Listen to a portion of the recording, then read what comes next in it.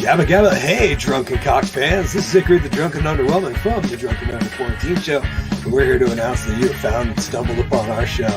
We're very happy to have you. If you found this on podcast platforms, you will be sorely disappointed in the magic entertainment. However, the video will be uploaded to YouTube and Facebook. Remember, this show is an adult show, contains adult content. Have fun, stay safe, stay drunk, stay underwhelming.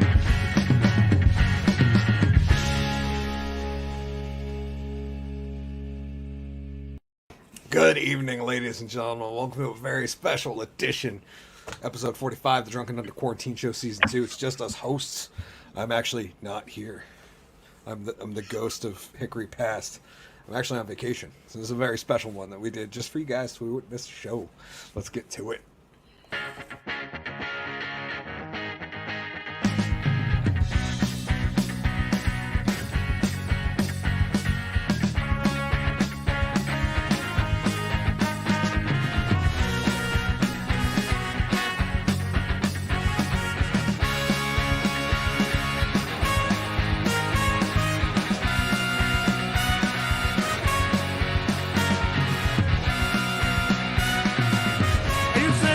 Show me your tits. This is a weird show. Good evening, ladies and gentlemen. Welcome to episode 45 of the Drunken Under Quarantine Show, season 2, presented to you by the Woolen Comedy Club. Tonight I'm with GW, Foley, and Collen, Doyle, and we got some stuff to get into. Nothing too timely because I didn't have time to, look into the future and see what the news would be like next week when we recorded this. So we are going to talk about some evergreen topics like deer having COVID and mask mandates falling, because that'll still be happening next week.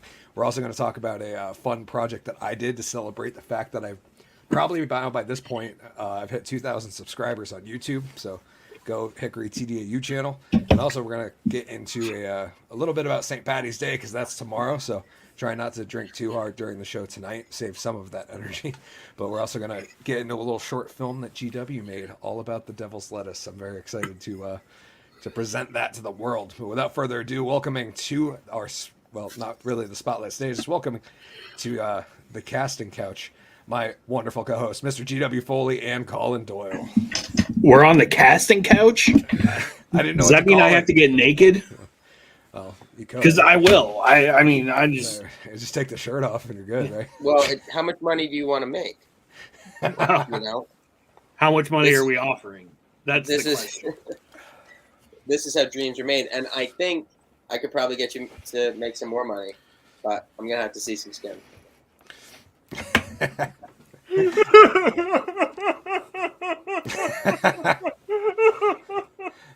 All I can think about is how much better the lap dance is when the stripper's crying. Oh, the Bloodhound Gang! What a great band. I'm glad. This is COVID, Kyle. I take what I can get. You know what I mean? That's true. And it's silky smooth. So I don't know if you've ever touched my gut before, but it's something to behold. It's soft. It's like just a giant thing of bread dough. Like you can knead it, bat it around like a kitten playing with a ball of yarn. This is why you don't have cats. Yeah. you get lost. You just batting that belly around. We'll move right into the first topic tonight. This is a weirdly framed article. Glad to see that mask mandates are finally dropping around the country, and we're finally getting some semblance of normalcy. I actually had a question about New York that I wanted to bring up to Collen after this part, but okay, I'll try to remember that. So try to remind me, because I'm pretty good at forgetting stuff. Here, how the drunk is this news? Mask mandates fall, but the framing of this article is hilarious. This is from Yahoo Finances. COVID mask mandates fall. Businesses really think hard on whether to comply. Which is strange, right? Because you're not... it's not non-compliance if you keep a mask mandate. Right? Like, yeah. Well, that's saying, where people are at. They're like, you don't have to do this. And they're like, do I have to still comply?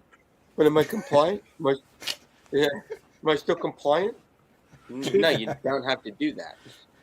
You don't have to, but you can. You know what I mean? Like, there's nobody telling you that you can't. They're just saying, hey, you don't have to anymore. Well, I And, love that they like use the picture of like someone who's operating a deep fryer or something. Like, they didn't go with like someone who's just like there's completely no need for a mask ever. I would say hairnets and masks if you're handling food, both are some people use them, some people don't. You know what I mean? yeah. In other countries, it's appropriate to wear a hairnet when you're handling people's food because your hair ends up in their food. America, we eat hair. We don't really give a shit. It's the same thing with someone. If they have a mask on, they're probably not going to spit in your food. But we don't really care. Spit in my mouth. You know what I mean? This is America. No, that is one of those things where I hate to say it, but I kind of think that that masks in kitchens are a good idea, just out of handling other people's food perspective. Where most what? Well, I'm just thinking the amount of times I sweated and like sweat dripped off my brow into like someone's food. Like you need more than just a mask and a hairnet. This is You true. almost don't look like a real chef unless you're sweating and doing this as you are dressing the food. Like that's if you're not sweating, actively sweating into a plate, are you even a fucking chef? Like what No. are you? You know what I mean? You're way down the ladder. You know what I mean? Like the chef has got to be sweating 100%. And a good chef like Bobby Flay, sweat on my steak, Is that the sweet sweat of Bobby Flay? I don't know, but it's delicious. It's like that Salt Bay guy who just little sprinkles. You got that weird Which is like it steak bounces from off him. the forearm, right? Yeah. It's like the He does that and he shoots a thing. Which, by the way, right now a ribeye from him is $375. Fuck that noise. That is a $400 steak. Like, it was what? $400. Yeah. It can't be that good. Like a ribeye of his. I'll tell you right now, I'm taking Hickory steak any day of the week. All right? Salt Bay, you ain't got shit. And and Hickory does it with that special powder he's got. That's right, the magic weight loss powder. Magic weight loss powder. Yep. Now that would be worth $400. Yeah, the steak seasoned up with that. I was trying to look to find one just so the viewers know what we're talking about. This is the Salt Bay chef. He does this thing with the salt down his forearm. So apparently it gives better dispersion. I don't know if that's the right word for that. For those of you at home who don't know, that's Jacob Cogswell right there. I'm pretty sure he went at work as the Salt Bay guy when. Yeah, I mean, he's a dead ringer. It's perfect. There's a really I wish I could find. There's a really great meme of a salt truck where they put him on the back of the salt truck, and right at the bottom of the elbow is where the salt gets spun out while it's salting the road. Like, that's good. Somebody went the distance on that one. He's opened quite a few restaurants, and he's worth now about $60 million. And his restaurants, the price of his steak keeps going up. But the guy, like, it's crazy. It's like a game of like, how much will people pay for a steak from me? But he's very performative in the way he cooks, I think. Clean up on aisle Hickory. Oh. Someone jizzed in their mouth. Gets the best of me sometimes. They say, I'll read a few lines here. They say, as COVID-19 cases began to fall after the winter Omicron variant surge, governors across the country beginning to ditch mask and vaccine mandates, presenting a conundrum for business owners who aren't entirely certain if they want to follow suit. Places like Florida and Texas have long abandoned indoor masking requirements, but major coastal cities are finally rolling back COVID-19 related restrictions. Monday will mark the official end. This was a week and a half ago, Monday. Monday will mark the official end of New York City's vaccine passport system, with the Big Apple already loosened mask mandates, which raises a couple questions. Collen, have you been down there since this ended? Is it fair? Like, what's the mask situation? Is it still most businesses have it, or is it? Because I know in like Woodstock, most out businesses this past still weekend, and it was probably the most normal it's felt in a while. as far as just like occupancy, like people not having masks. People are still asking for vaccine cards, proof of vaccine. I was asked for it to get into the movie theater and to get into like any bar or restaurant right now. So I think that is going to end, but it's like people are still enforcing it right now. And then with the masks are starting to become kind of like a gray area where it's like, some people wear them, some people don't. Still have to wear them in the MTA when you're on the subway. You still have to wear them if you're in an Uber with someone. So, and then unless sometimes the driver will say, I had a driver in South Carolina who was like, if you don't want to wear a mask, he's like, you're fine, have the window open, stuff like that, So the South, definitely, when I was in South Carolina, it's like, that was my first time really spending any time in the South through the whole, pandemic and stuff. And you can definitely see where like down there, people had masks on at the grocery store. People did like their own thing, but it was no enforcement from businesses. It wasn't like you have to put it on, or like nobody was going to ask for a vaccine. I don't think information. Where in New York, it's like you can't get in through the door still pretty much anywhere without proving that. And before this, had you heard that the vaccine passport's ending? That's what I had heard, and I heard that they were like laxing it, but then I didn't see anybody laxing yet. Okay. But like movie theaters, I went to see like Batman, and every single basically IMAX theater in the city was completely booked out for every showing this weekend. All the major movie theaters were completely sold out, and I was able to find a movie theater at like 4:00, but it was the most sold out movie I've seen for a long time. I think the numbers are going to be way higher than people realize. That's pretty nuts. I think it'll probably, if like whatever Spider-Man just did, this Batman film could probably end up beating that. And I don't see why it wouldn't. I think this Batman film is much better than the Spider-Man one. Spider-Man one was kind of cute and fun to watch, but this Batman's like, holy shit. Like this was some real thought went into this. I was saying, what's the new Spider-Man one called? I'm not like. That one's called Homecoming. Okay. I think. And that weird thing was it featured Tobey Maguire, the other Spider-Man, and this new guy are all in the thing. So it was like, it was kind of cool. Okay. I did see the meme where they, like, I guess they actually did the meme in the movie, or at least took a photo of it while they were on set. I don't know if it's actually from the movie, but where all three of them as Spider-Man are, like, pointing at each other. Yeah. Yeah. Was that in the film? It's like in the film. It was very odd. That's so funny. Without any spoilers, it was a very odd place to take the film. But the new Batman film was good. So I had a couple next to me that decided to talk the entire time through the film. That was their plan. And they were going to just talk openly to each other very loudly through the entire film while filming entire scenes of this movie and texting through it. And as someone who's like the theater, a movie theater, like the theater or anything, it's like that's my church. You know what I mean? That's my religious experience. And it's like I get so fucking mad when people talk in a movie or like at a play or something like that. Like if you say something, whisper, like turn your phone either to airplane or off.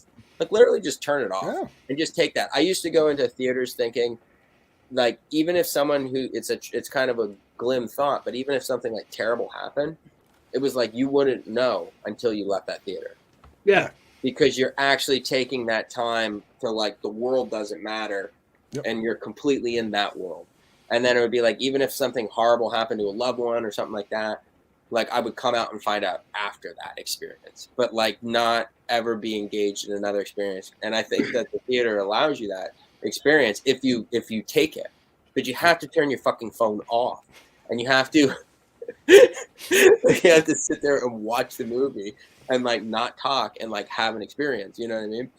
And so these people were talking and like there was like a Korean couple and we started by going like shh, shh. And then I'm watching fucking Batman and I'm just watching him beat the fucking shit out of someone's head. And I'm just like sitting there going like, this is what I'm gonna do. This is what I'm gonna do. This guy. In a few minutes, I'm gonna Bruce Wayne him like he's the fucking like villain of this theater. And I finally turned to him and I'm getting like delusional. And I said to him like, I'm trying to watch this fucking movie. Shut the fuck up. and he didn't say another word for the rest of the film. But I almost became a little unhinged there. The second shooting of a Batman film. Yeah, exactly. That's what I'm sitting there thinking. Like, haven't enough people died during a goddamn episode of watching Batman? But you really have to have another one? You want to be number 14? Like, what the fuck? I'm pissed. Like, I was waiting for it to come out on HBO Max because that's where I get all my DC films, and it's not going to be for 45 days. Oh, really? So, like, either my choices are wait or go to a theater, and I mean, I want to see it. I mean, I still haven't seen the new Spider-Man. I'm waiting for that. I would say I would go with this over the Spider-Man. I'm not a big Spider-Man guy, anyhow. Like, Spider-Man looked like fluffy, like it looked like cotton candy compared to this film. Like, this film's dark, gritty, fucking Nice. like it's cool. It's like a fucking gritty, badass film. I just didn't like the suit. Like the pictures I saw of the suit and like the emblem made out of a gun, and I was just like, you're ruining Batman for me. Yeah, Wait, you know, the it emblem's was. made out of a gun. Yeah. It's a knife. The bat album is like a freaking like blade that he can use. Oh, really? Yeah, that's what that is. But like, it was like way more like even seemingly dressed down than like Christian Bale. Like, Nolan seemed to be like really take the fantasticalness of it out. And then you even look at like this film versus Nolan stuff, and you're like, oh, he had a lot of like tech shit, you know, and that was a lot of like Luther Fox or whatever who's like giving him all this stuff, you know what I mean? So you like, I'm gonna sit there and you like think to yourself like, yeah, it was pretty like it was like even more seemingly stripped down, but it's really like dark and emo and kind of like gothic, like the music, like the they listen to.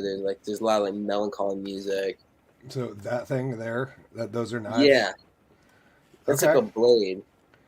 That's weird. But it's connected, like, or is it two separate knives?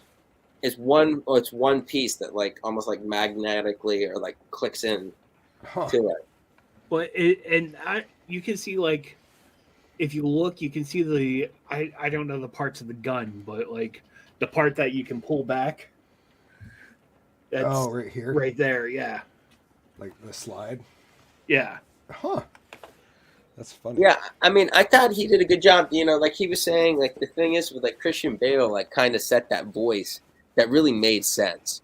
You know, that kind of like way of talking, like I'm gonna kick your fucking ass. You know, and it's like you don't want to go full that voice, but you got to go like a little bit of that voice. I always liked the Bruce Wayne, the DC cartoon that ran in the '90s, where he's like, "Prepare my stuff, Alfred." It was like much more of kind of this way of talking. It was like he almost sounded like Obama.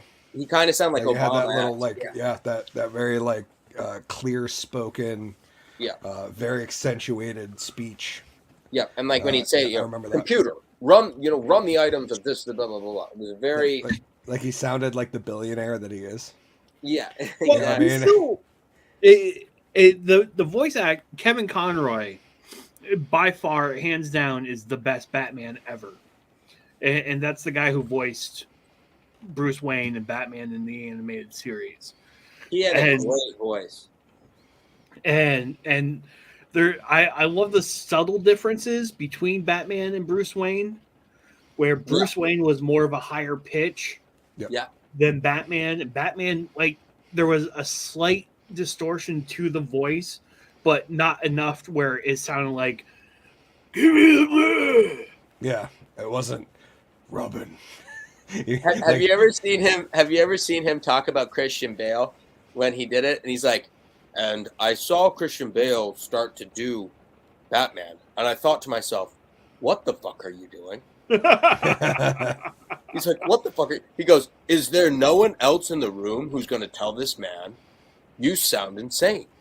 What you are doing is complete shit." He's like, "Is anyone going to say this?" And he's like, you know, "Where is she?" You know what I mean? And then like, you know, like, "Where is she?" You know, like it was like more articulate, like way more articulate when what Bale did. Yeah, where it almost became a little slurry at times. Have you guys ever seen Batman sauced? Have you guys ever seen the Funny or Die Badman with Pete Holmes? No. Check it out. So they parody the Batman movies, where like there's one where like it's Batman versus Superman, and just they're hysterical, especially for Pete Holmes. Yeah. And there's this one episode where like he's going over like different voices he wants to use to be his Batman, and like there's like ones where he's like, "Oh, tell me where the Joker is," and it's so hysterical. Check it out. Funny or Die Badman. Okay. Not Batman, Badman. We'll move right to the next one. A friendly reminder, if you just joined us, we're not actually live, which is why we're not reading comments. We could be down in the comment section with you, but that comment right there that just posted, fucking funny. yes. It said, "Oh dear, is this? Oh dear, is the new My Corona?" Apparently, the deer have it bugged now too.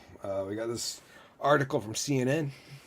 It's a I almost said charged. A highly changed coronavirus variant was found in deer after nearly a year in hiding, researchers suggest. They say an Omicron-like variant of the virus that causes the COVID-19, one that appears to be highly divergent from circulating strains and sticks out on a long branch in the virus's family tree, have been discovered in a population of white-tailed deer in Ontario, Canada, according to a new study. The same strain has also been found in a person from the same area who had confirmed contact with the deer, but there's no evidence of sustained transmission from the deer to humans, and is unlikely to pose an immediate threat to humans. The researchers who first categorized what are calling the Ontario WTD clade, wow, that's a hell of a name for a strain, says it's difficult to determine how this lineage evolved because it seemed to have gone along unnoticed and unsampled in the background of the pandemic for almost a year. They speculate that it spilled over from humans to deer and then back to at least one human. And here we have a picture of a guy feeding deer in Japan while we're talking about the Canadian deer having COVID. I don't think the Canadian deer hang out with people like this, right? Like I would assume most Canadian deer, like Vermont deer, like you very rarely see them. And if you do, it's in the back of your friend's truck. Yeah, it's usually not Mr. Pomp and Stance or whatever you want to call that. Yeah. The good thing is what we know, Hickory, is we now know exactly what to do, and that's good. These deer are going to have to wear masks. They're going to have to stay at least 6 feet from each other at any time. Obviously, when they can get vaccinated, they should get vaccinated. Really, it's about social distancing. It's about social distancing and wearing the mask. So the more that we can get these deer in a well-fitted mask above the nose, not below it. Yep. And below the above chin. the nose. I think that these deer will stand a chance. Yeah, I guess over in Japan, the fashion police feed the deer. That's what I'm guessing. This guy looks like he's conducting a parade. I mean, He doesn't. Is this the guy? I'm wondering if this is indicative of all Japanese police. Oh no! Is this guy just like? Is this the deer guy who comes out and he like leads and he's got his stick and the deer follow him? Like I don't know. Like he's like the Pied Piper of deer. Exactly. Okay, so a security guard feeds Sika deer at a temple on March 12th, 2020 in Nara, Japan.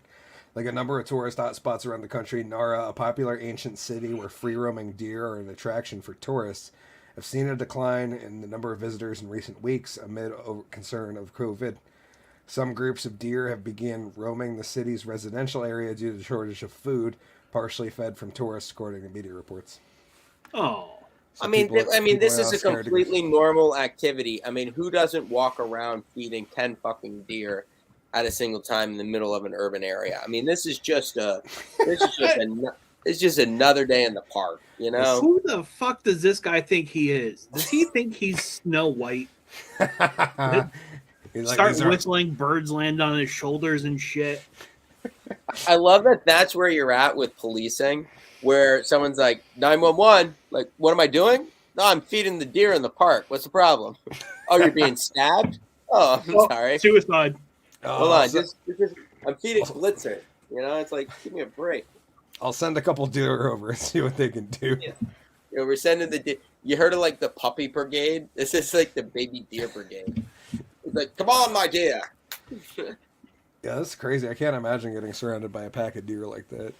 Like, oh, they're nasty. Just because from Vermont, like I don't want to be that close to a deer. Like they're not. No. Especially not without a fucking high-powered rifle. No. Because you know they wear Kevlar vests. I feel about deer the way I feel about rats, and that is just kill on sight. Just kill them all. They're vermin. They are one step above vermin. And, yeah, they're like cute vermin. They're cute. They're cute, and they're even cuter with a little teriyaki sauce, maybe sautéed with a little butter, or mounted on the wall. Or mounted on the wall is another. That's how I prefer to see my deer. I'm sorry, I didn't mean to say kill all of the deer. Well, no, just like, I mean, pretty much all of them. Yeah. I mean, there is an overpopulation of deer. Not here, like other places. None of those deer in that park that guy is feeding while he conducts that parade need to be alive. No, they're not really serving any purpose. That is deer in a urban area. What the fuck is going on? Yep. That is just dangerous to your car. It's dangerous to your car, and then you wonder why you have COVID. You're fucking swimming in a fountain in the middle of a park with a deer. What? That's how you got deer COVID. Like that show. There was a show. I forget what channel did it, but there was a reality TV show they called Chasing Tail, and it was 4 dudes, I think from Putney, Vermont, and they went down to Richville, Connecticut, where the deer are like, there's like more property damage and vehicle damage from deer than like any other reason down there, because they just like, they're everywhere and people hit them on the highway like every day. So they hired these guys to go down and bow hunt. And it's absolutely hysterical because like half the people are like, hell yeah, you can use my property, kill as many deer as you can. And then the other half are like, oh my God, you're here to kill the deer? Like they only try to kill me and my wife on the highway every day, but you want to kill the deer? Yeah. No, ma'am, I'm actually here to drag it out of your front windshield. Don't mind me. As long as I get that massive rack of horns out of the front of your car, I'll be on my way. Well, it's funny because I actually have a friend who does that, who hunts in Connecticut, and he shoots the most prize buck you ever see in your life, 240. 11-pointer, and he shoots them from a golf course. Oh, he actually shoots in a tree stand, like around the golf course and stuff like that. And because they have such a problem, and I was saying that, you know, it's like, obviously it's like without a proper amount of hunting and stuff like that, it's just they breed like anything, and like rabbits, as they say, or like humans. They are long-legged rabbits. That's basically what they are. Yeah. Yeah. Well, yeah. I mean, they could like think about how high they can jump compared to their body height. They like clear like 10-foot fences and shit. Yeah. Ridiculous. They say run like a rabbit and jump like a deer. Maybe the two are not that different. This is very true. But yeah, so almost glad they have COVID. You know, and it could help them deer. Unfortunately, it's not a more dangerous strain for them. That would be, maybe we could work on that. We'll have to get our top scientists on improving deer COVID. I just want to say, now that we're talking about deer, my favorite deer recipe was chicken fried venison. Ooh, that would be great. What? Yeah. Say this again, my mind just exploded. Yeah, it'd be like a chicken fried steak, but with venison. Yeah. Yeah. But are you using chicken, or are you just describing the way? No, chicken fried is the cooking method. Okay. So like a chicken I went fried... a different place. I was thinking you actually fry your venison first, then you fry it again with a chicken breast, pinned together, double dipped chicken fried. Oh no! So a chicken fried steak would be like a steak that you butterflied and pounded, and then dredged in flour, like a seasoned flour. Like you dip it in buttermilk, seasoned flour, and then fried in a pan. And then you typically put some type of gravy over it. I know it's oftentimes frowned upon in the culinary world to mix poultry and red meat together, but you heard it. You heard It's called bologna. Or hot dogs. Yeah. You heard of surf and turf? Here's turf. And Yeah. fly, baby. Or like a land, air, and sea. Land, air, and sea. I like that. I never heard of that when one. you get beef, poultry, and fish in the same dish. It's like a surf and turf, but upgraded. Or Man, if you're going to go delicious. to McDonald's, a land, air, and sea would be if you bought, like, I forget what it was, like a McChicken, a McFish, and a McDouble, and then you combine them all together because you were a gross human being. Yeah, I want to try it just to be like, oh, I had this. You did it. That's like an accomplishment. Yeah. You did that. I can't bring myself to eat seafood from any place that's like, I don't know, not near the sea. Well, I mean, honestly, that's a very ignorant point of view, Hickory. If McDonald's is going to completely fish the ocean dry, I mean, at least try to taste what the last Tanzanian cod tasted like. I mean, Well, they're using pollock, and pollock are like the deer of fish. Are they even using pollock? Yeah, I'm pretty sure. Like last I checked, I thought they were using like something grosser. last time I checked, McDonald's was the largest organization to deplete seafood from the ocean in name of the fried fish or whatever fillet.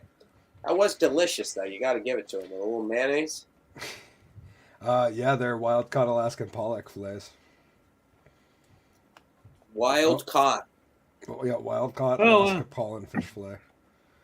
The fish au filet, aka McFish. It's a fish sandwich served at McDonald's. It's a golden hand breaded. You lost me, McDonald's. You just didn't say hand breaded. I might have believed you there for a second. You sons of bitches. Yeah, exactly. Dude. Golden hand breaded whitefish fillet, wild caught Alaskan pollock, topped with pickled relish, half a slice of cheese, tartar sauce, all on a toasted bun. Dude, honestly, like of all the bullshit they just said, all of that was palatable except for hand breaded. Yep, that's where they lost me, dude. Oh, Like, it that was is hand breaded by a machine. Like the machine, it's like a fucking Rube Goldberg device. It's like when Where, I like- searched on Microsoft Bing, that was the McDonald's fandom thing that came up. Yep. So apparently in New Zealand and other various countries, they use a fish called hoki, which don't know. I believe Do if you you know look about the at hoki? it, But I have to say, maybe this segues us into our next topic. Maybe it doesn't.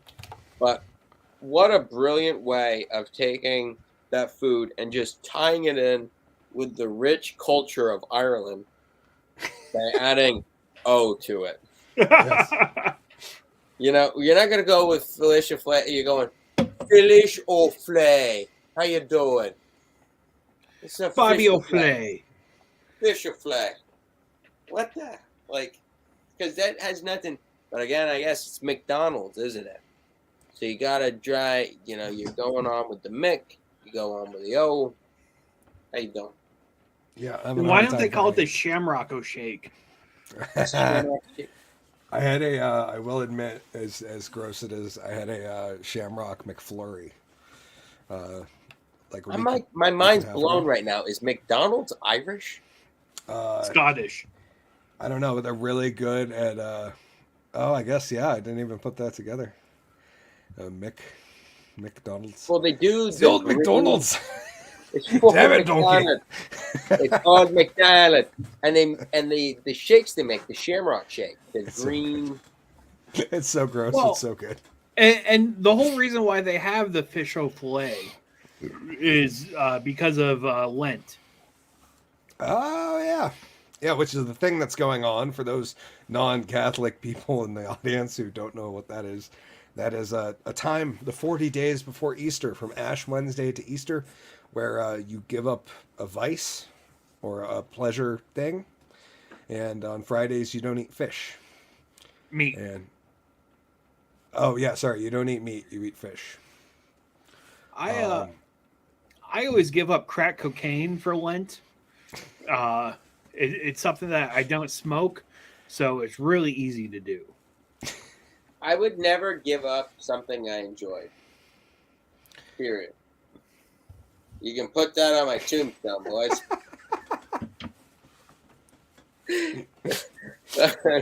I'm sorry, what? Oh, you're going to give up something you love. No, I'm not.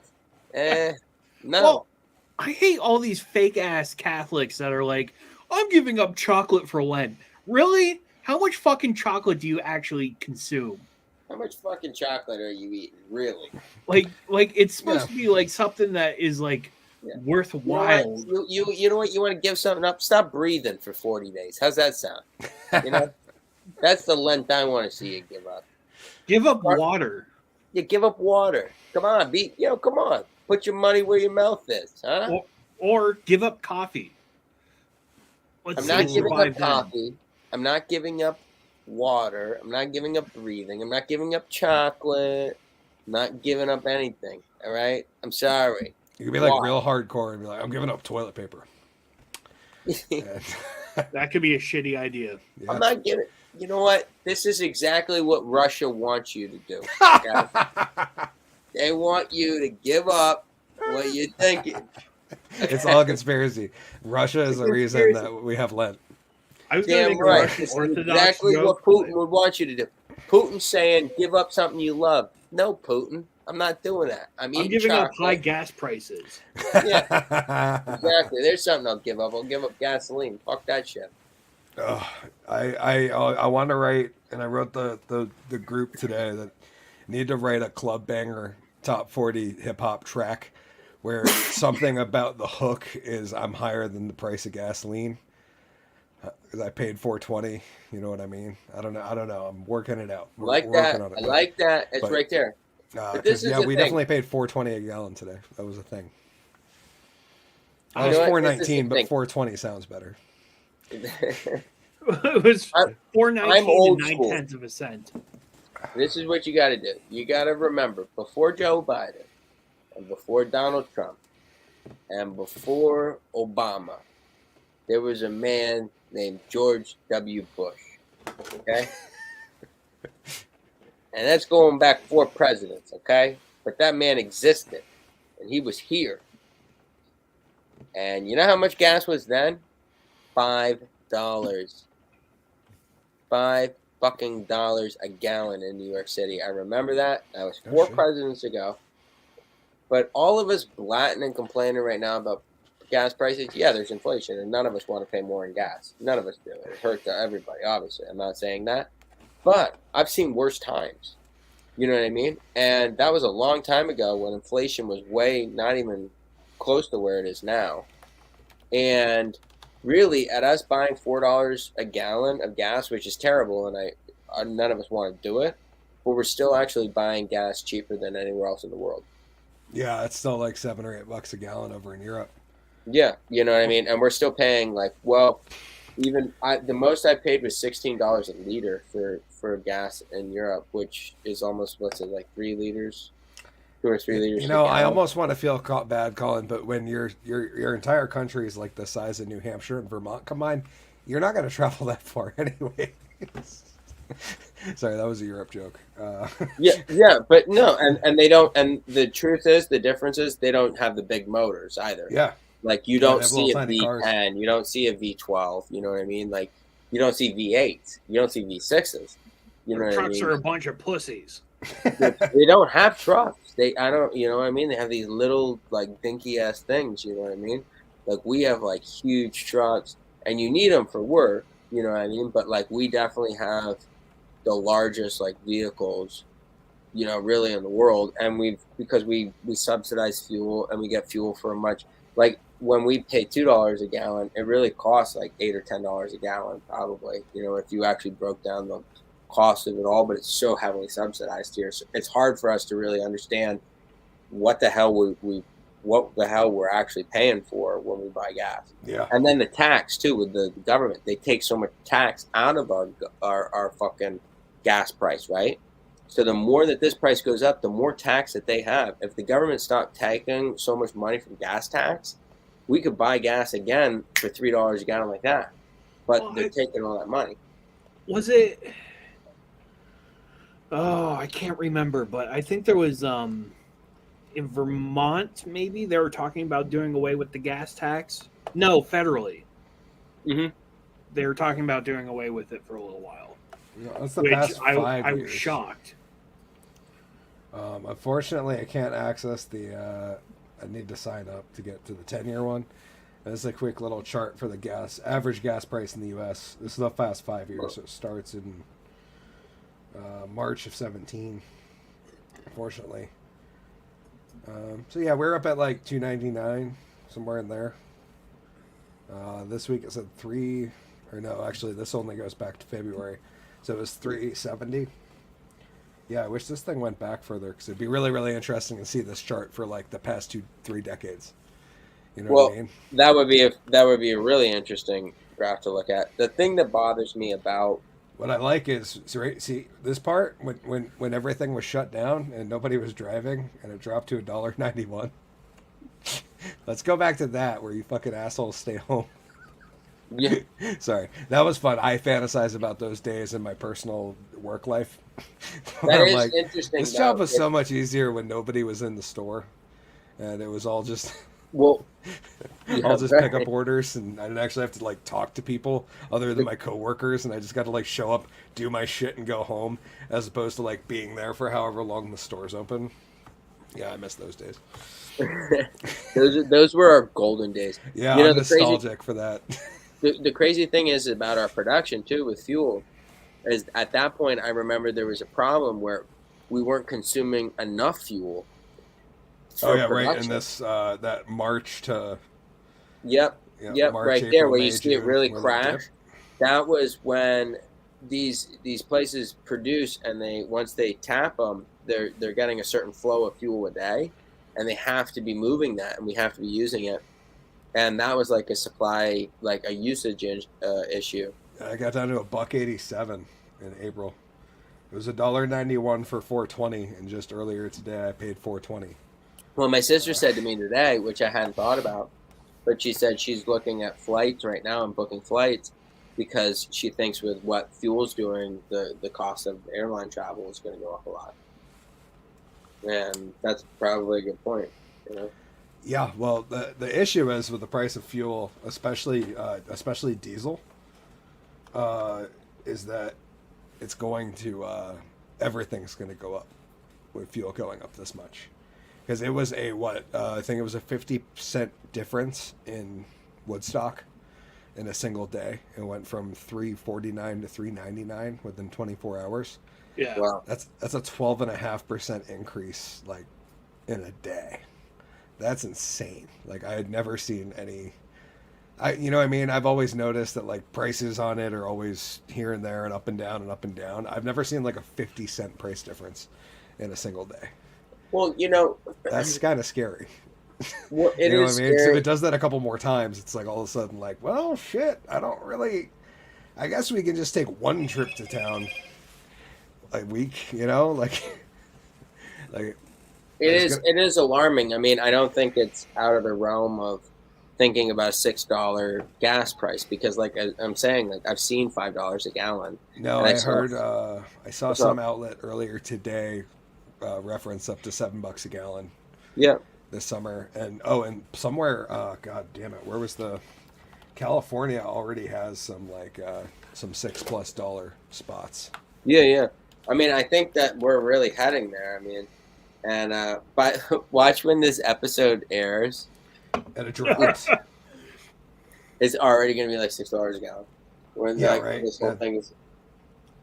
We're going to sound like we're waxing poetic about fucking old times. Yeah. This was USA Today. Yeah. This USA is the Today, thing. Every single look at the Subaru, the Super Bowl commercials this year. we're all about cryptocurrencies and electric cars, right? Yep. And I think that a lot of this is probably for most people this is the drive that's going to convert people to electric. And I don't think that's a bad thing. I think that it really fucking sucks for all of us who can't afford to just, snap our fingers and buy an electric car. We're all fucked, for a little while. But I think that's probably a conversion thing there. Well, no, especially because we're not at the point where we're going to be able to fuel those with green sources, anyways. No, and we're not. And it's burning coal and burning diesel generators and produce diesel electricity, and a little thing called diesel. Yep. And so yeah, I mean, it's a big dick around, and they need to do is really get a biodiesel generator up and going, right? Wasn't that what the future was going to be? Biodiesel, there for like 10 minutes back in the early 2000s. Whatever happened to biodiesel cars? I don't know, dude. I think it's that what happened is basically a market was created around it, and people were actively going out and hunting for used restaurant oil, which drove the price of that up, which eventually just got to the point where like it was cheaper to buy diesel than it was to go source restaurant oil and then process it in a biodiesel in your basement. And have your entire house smell like fucking French fries. Yeah. But I mean, like, what type of, like, you know that the whole system is completely fucked up when your idea of sustainable energy is converting deep fryers that making fucking fries. That's the beauty, though. You're never going to run out of fryer grease in America. Yeah, exactly. It's like this is your new form of energy is fryer grease. like you're lucky we don't have a car that runs on mayo yet. The Hellman's Mobile. You just exactly. It's like, what's the next car? It's like it runs on ketchup in America. Like you're like, there's always gonna be ketchup, dude. Like that's what it is. You know what I mean? It's like, yeah.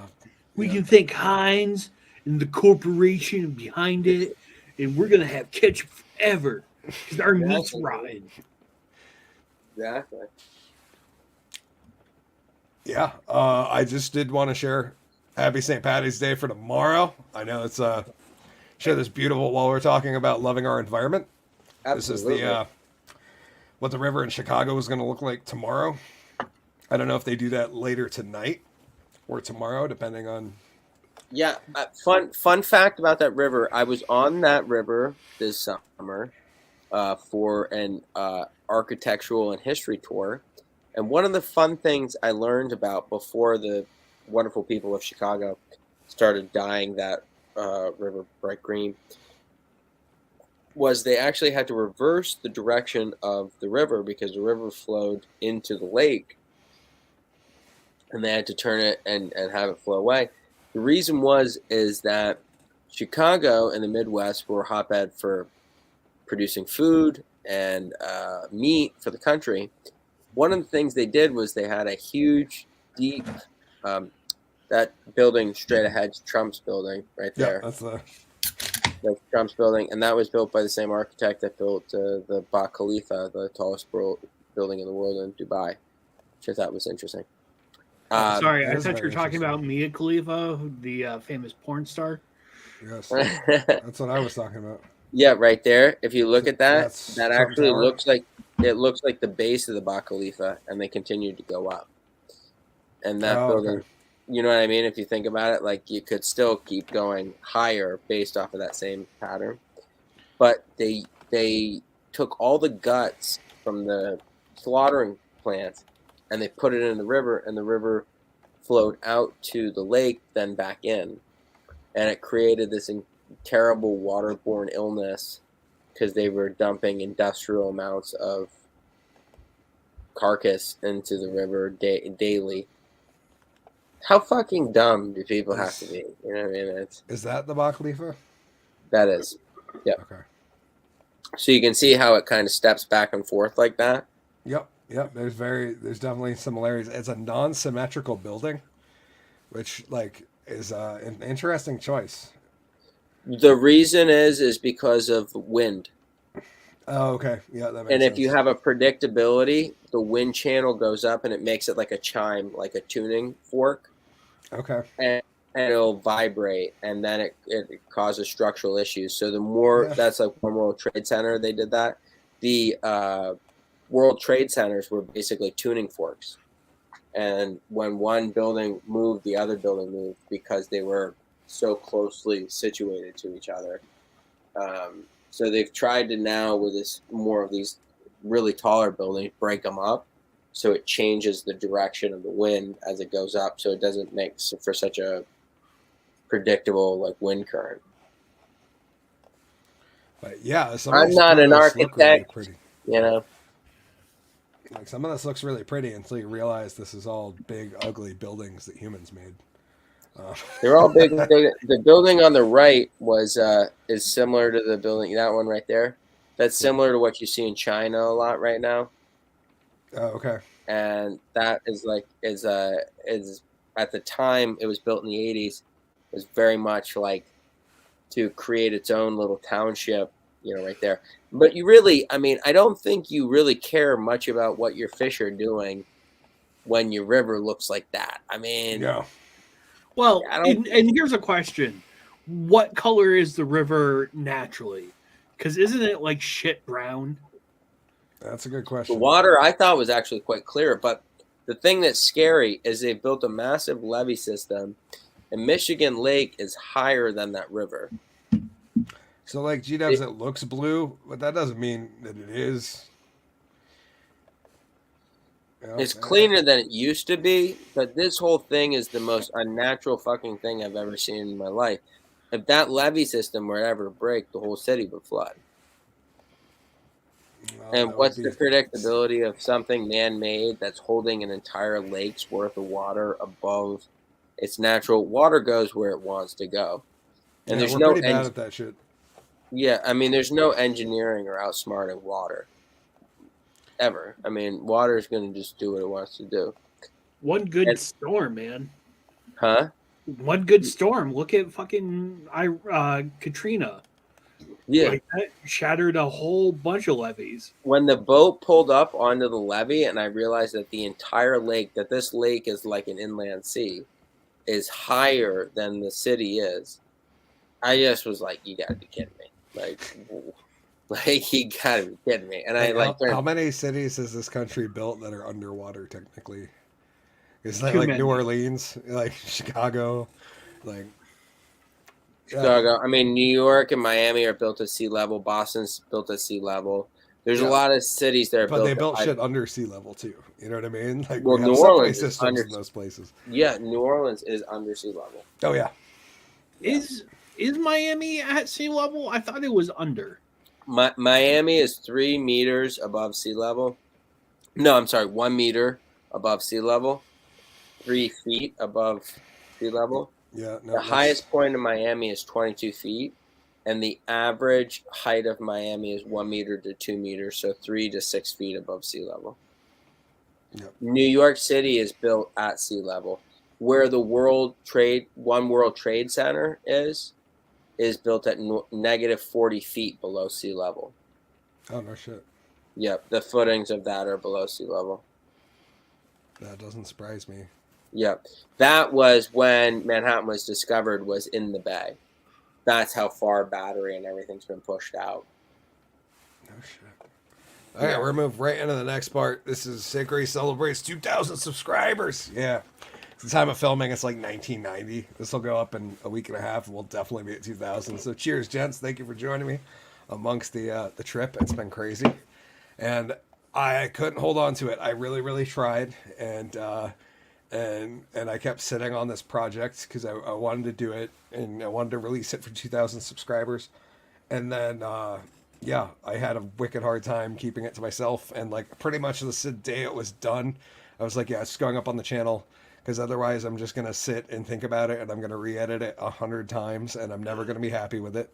And I'm like, I'm never going to be happy with it anyways. I might as well get this one done, and that way I can work on other stuff and not have that anxiety in the back of my mind. Like, oh yeah, you could go in and edit like that transition should be half a second longer. It'd be so much better. Like, no, it wouldn't. It's going to suck no matter what. I'm a drunk magician. I'm not a rapper. I'm not a filmer. I'm not a videographer. I don't edit stuff. But fortunately for you guys, we're gonna play this song. Have both of you seen it? Yes. Nice. Okay. So this is what originally happened was there's this guy's name is Broadnax, John Broadnax from Louisiana. Love him. He's got a fun Cajun twang and he dances funny. And I dig him. Like, I dig him as an artist. He's cool. He's got cool flows. He's not real drama-y. And he did, like, a year or two ago, a 16-bar challenge where people entered. And he offered up a prize. And this is 16-bar challenge 2.0. It has to be submitted by March 22nd. The winner gets announced March 24th.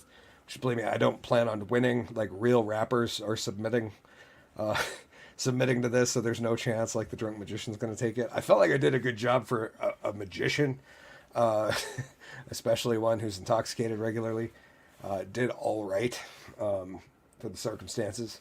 But since there's real rappers, but the winner of this competition gets announced March 24th, and they get $500 to their Cash App, and they get a featured verse on his next album. So I was like, yeah, why not? It'll be fun. It'll be cool. I don't usually edit stuff. And in John's videos, he uses a lot of cool lighting, which I don't have, so I omitted that part.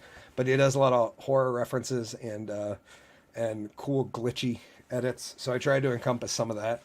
And GW was also nice enough to comment into the video and say, if you were a real magician, you'd do this challenge.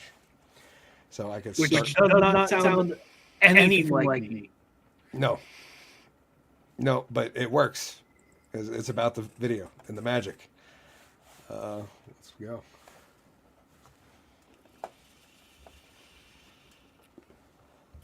Hickory. Oh, it's the Broadnex beat. 16-bar challenge 2.0. They don't know beat and no buttons. Ain't nothing to it but try. Let's get it.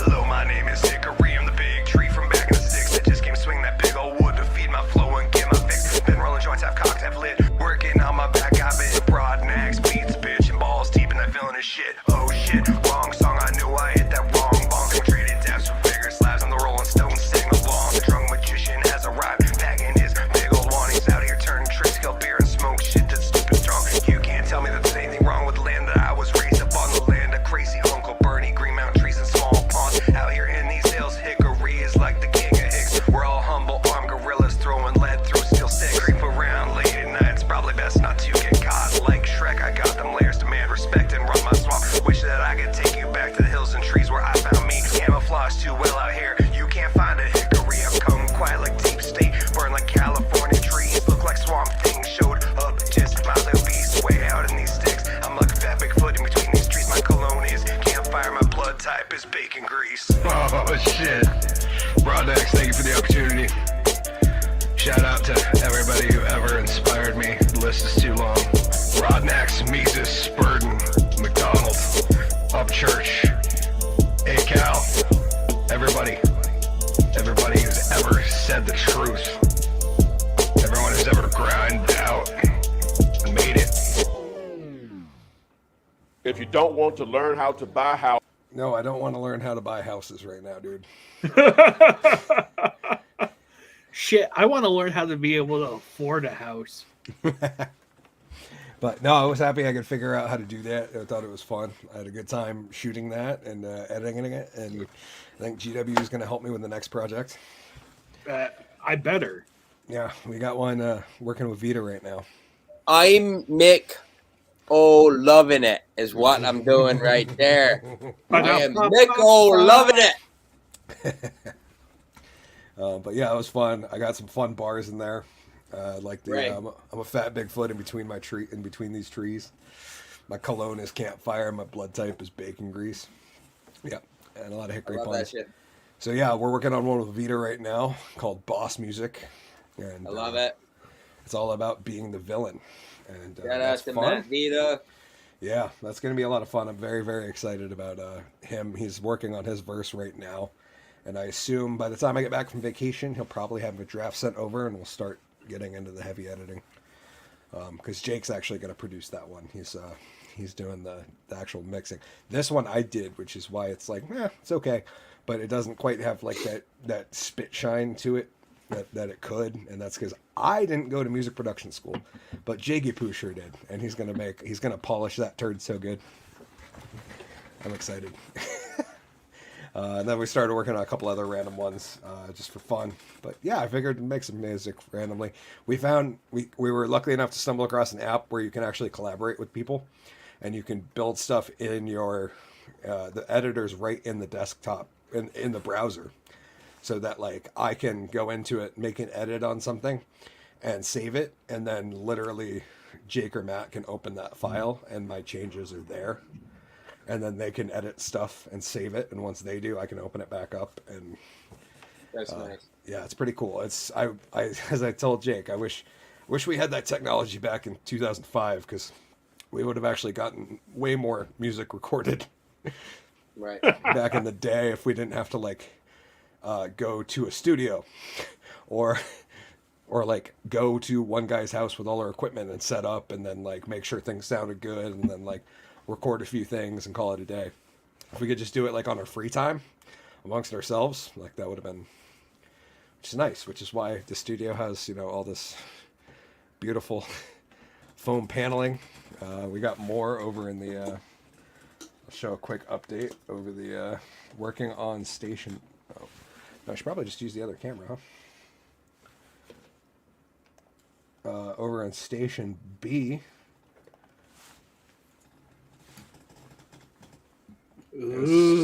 yep, slowly getting set up. There'll be a table over there. Yeah, nice little nunchuck collection with my wands and my sai. But yeah, that'll be set up. There'll be we even got camera number 3 ready to go for when that's set up. Because what I'd like to be able to do is stand up and actually perform up there while I'm standing, so I'm comfy and I can do more stuff, because this is a weird, awkward angle to handle anything, like when I'm playing the cards and stuff. I'm sure you guys notice that all the time. But I just figured it went with the character. oh, that's true. I do have an awkward handle.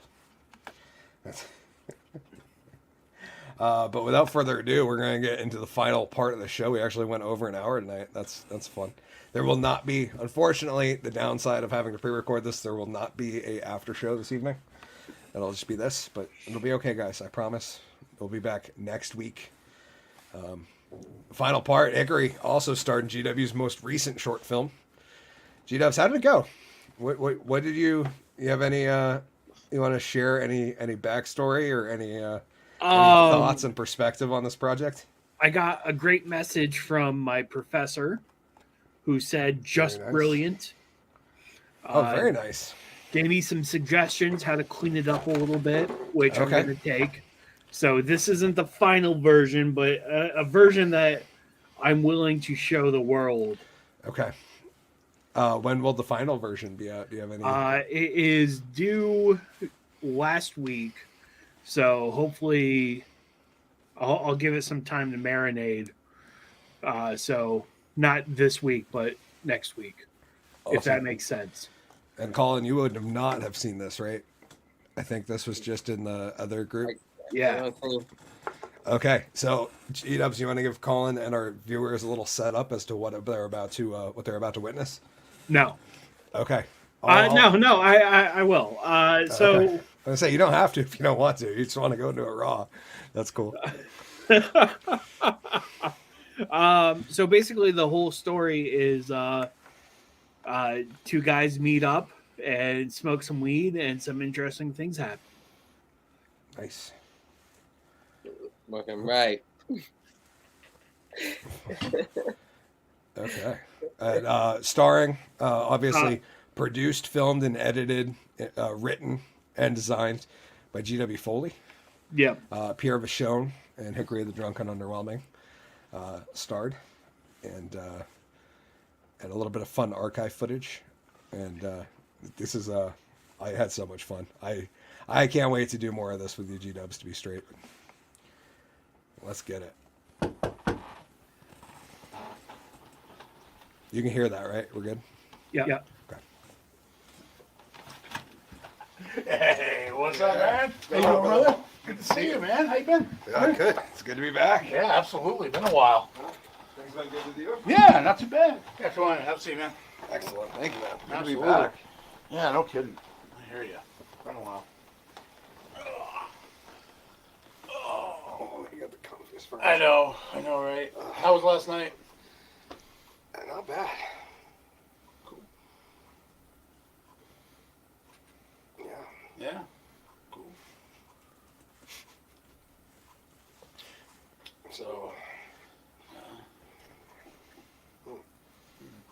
yeah, no. Yeah, I hear that. Mm-hmm. So, you want to smoke some marijuana? You're not an officer of the law, are you? No. Yeah.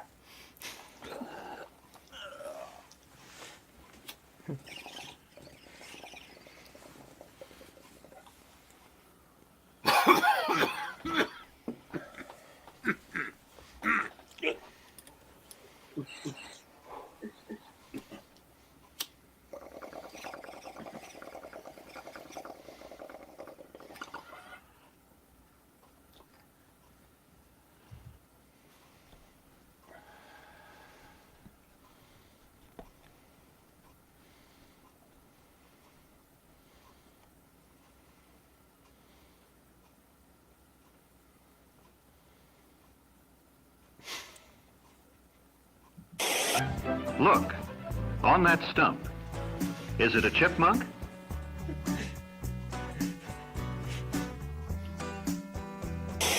Smoking grass is a private affair. Doesn't harm anybody, he's told. It's a groovy way of relaxing, opening your senses.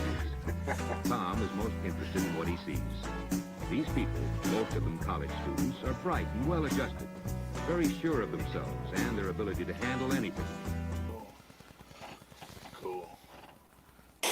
You begin to lose track of your friends because now you belong to a group that must move in a veiled world of secrecy because what you are doing is against the law. You all right? Feeling free. Drugs, drugs, drugs. Give 'em all to me. Give me. Smoke all your girls. I'm not going to sing, oh no, but I will without. What's up? I don't know. Oh no. Shoot me another slug and give my brother some. We think the same, you know. Pick the biggest vein. Oh my God! Hail Satan! Hail Satan! Don't take them away. You're going to burn in hell. I'm happy, feeling free. There's a reason they call it the devil's lettuce. You want to? Hey, bro, you all right? Dude, I know why they call it the devil's lettuce, man. Fucking saw Satan. I gotta go. I gotta leave.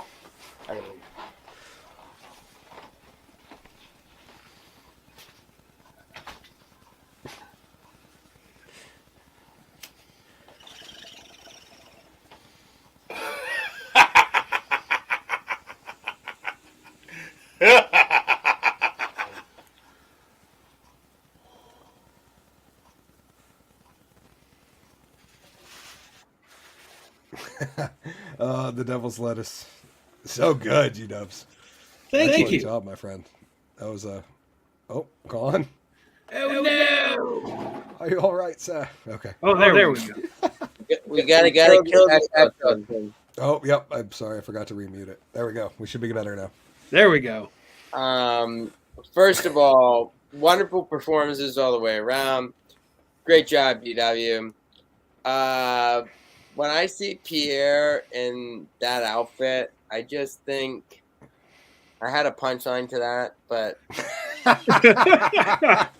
I lost it. But yeah, when I see that, it's just, goddamn.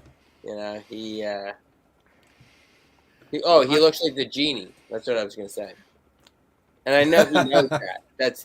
I can't remember what the genie's name is. That is a role on Broadway right now. They're doing Aladdin, and Pierre would be. I mean, he would be a dead ringer for the genie. No shit. Have you seen him in the genie photo? Yeah. He's sitting on like a rug or something. Yeah. That's what I'm saying. No, like, he nails it. His like in acting, it's all about your typecasting and like what your type is. Right there. 100%. If that ain't a Black Pierre Vachon, I don't know who the fuck that is. That is definitely Yep. That is Pierre's black brother right there. Oh, this one even more like. Yep. 100%. That is fucking Pierre. 100. Oh, it's funny because it's Is that Pierre? Is that Black Pierre? I don't know. Who is that? Yeah, this guy is like, oh. That's Pierre. Oh, I forgot. Sorry, G-Dubs. I didn't mean to do that. I was like, what the fuck happened to me? What did I say? Yeah, I done hit the wrong button. But yeah, this is totally. That's Pierre. Black Pierre. That's Black Pierre. And I bet Pierre could probably do all the songs as well. Oh yeah. You ain't never had a friend like me. That would be phenomenal. Yeah, we should do an in-house Woolen Comedy Club Aladdin. Who would I play? I have no idea. We're gonna need to cast somebody good. We need to find a chick to play Jasmine. Yes, that automatically. Collen is going to be Aladdin. Oh, of course, I would love to be Aladdin. I would love to be Aladdin. That's every multi-ethnic like couples like costume. You know what I mean? If you're a girl and you're South Asian and you're a white boy, it's like, here comes Aladdin. Princess Jasmine. Princess Jasmine. What was the bird's name? There's a Iago? bird. I always get him confused with the bird from The Lion King. That bird was, that was Gilbert Godfrey. Yeah, I can't remember his name. I keep wanting to You call gotta Rafiki, be but kidding me. Rafiki's the monkey. It's obviously not Rafiki. The monkey was left.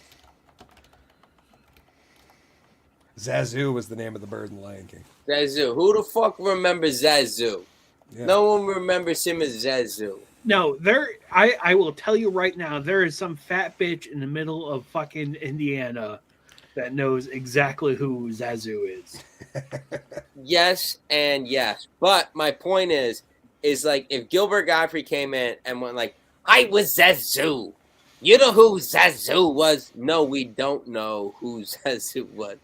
Like that's how he was the parrot in Aladdin, and even him with Gilbert Godfrey, it reads ridiculous on a resume. That's how hard it is to be an actor. You were Zazu, and no one knows who the hell Zazu is. That's pretty much all we got. We're at an hour and 15. We did it. We were worried that we were going to make a half hour. Yeah. I got to go fire up the grill. So we hope all you guys have a beautiful St. Patrick's Day tomorrow. We'll be back live next week, right after I get back from vacay. So maybe I'll have a tan, or maybe I'll just look like a lobster when I get back. But we'll see. Enjoy the corned beef hash there, mateys. Yes. I think this might be like the first year I don't eat any obligatory corned beef due to the fact that I'm going to be on vacation. And there's got to be corned beef somewhere. I know, but there's like, dude, when faced with like a normal menu and corned beef, I'm probably not ordering the corned beef. It's just sad. Like if chicken wings are an option, like corned beef's probably not getting ordered. But I do like to make corned beef at home. I like to throw it in the slow cooker with a bunch of onions and a can of beer, and let it go for 4 or 6 hours. Sounds fantastic. yeah, it's good like once or twice a year. By that I mean the day of, and like when you make like hash with it the next day. Or like, Reuben's. Love me some corned beef hash with some over medium eggs on top. God damn. I might miss that this year. Or maybe I'll find it on vacation. I don't know. But so yeah, I hope you guys all had a great my birthday this past Monday. I hope you guys have a beautiful St. Patrick's Day tomorrow. And try not to get too wild. It's still a school night. It's Thursday this year. Not the perfect landing for St. Patty's Day, but not bad because you just call in sick on Friday, you get a 3-day weekend. So you gotta think about these things. Save your sick days for when they matter. Like, that's what I'm planning on doing. The day after St. Patty's Day. Like when Christmas falls weird and you got to go in on that Monday even though you're off Tuesday. Like, no, use this fucking sick day for that. That's the time. Anyways, Colin, you got anything before we get on out of here, sir? I don't. Great to see everybody. We got some wonderful shows coming up this month at the Woolen Comedy Club. Stay tuned to the program. And we'll have a Hickory host, and later on April at some point. I don't have an exact date. We have a rough lineup and an idea of what's going on, so we'll share that as soon as we know. Oh yeah, is Raft Race first week of May? We're looking at the last weekend of April, which I hate because I think that the week between that makes a difference. But yeah, fair. I couldn't remember. I was like, oh yeah, it's soon enough that I should probably check in to make sure I'm updated on what date the Raft Race is, because I would hate to book a show. That's Saturday. It's the last Saturday of April or the 1st of May. Okay. Yeah, that would be a large mistake in this town. You gotta wait for the Phantom of the River to say when it is. G-Dubs, anything you want to get out there before we get on out here? I ain't got shit. Nice. Me either, but I wish you guys the best. Stay safe this coming weekend. I'll see you next week. Hopefully I had a great vacation. I'll let you know about it the week after. And yeah, that's about it. I am, of course, Hickory the Drunken Underwhelming. Thank you guys for joining us for episode 45 of the Drunken Under Quarantine Show, presented to you by the Woolen Comedy Club. This has been a fun one. We won't be doing many of these every once in a great while, but maybe one in June when we go see Guar. I'm not sure yet. It depends on how things go. But yeah, this was fun. Thank you guys. I appreciate it. I appreciate everybody who hung out for the show. I hope you left your comments and love down there, even though we didn't acknowledge them because this happened beforehand.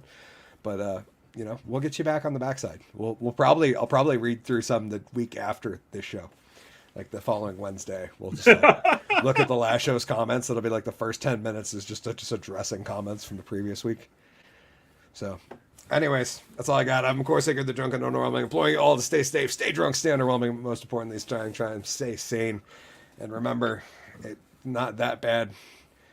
I mean, the deer have COVID too, and apparently we care about our environment, but we're still dyeing the river in Chicago green because reasons. I don't know. We'll see you kids after Guinness McHoliday O'Fish. Cheers. Drunk Magician out. And so I didn't get a chance to take my pants off.